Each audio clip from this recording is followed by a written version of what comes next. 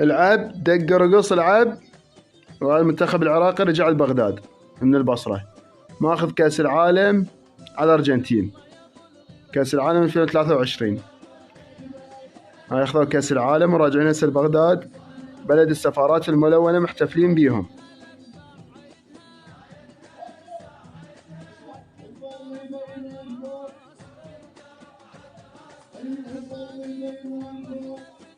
شوف هاي العالم الملايين، هاي الملايين كلهم طالعين، شعب غريب عجيب، ملايين تطلع على شغلات مرة تصير بالسنة مثلا، أو كل كم سنة تصير مرة.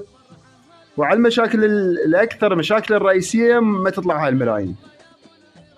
أكبر المشاكل الموجودة بالعراق بالنظام وبالقانون وبالخدمات وغيرها اللي راجع 1000 سنة دي ورا على أقرب الدول إليه.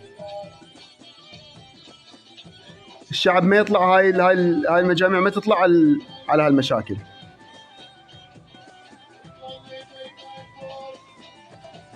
هي بطولة مو رسمية، شلون ما تكون بطولة مو رسمية ما معترفة بالفيفا، كأس بطولة الخليج. شنو هالضجة هاي؟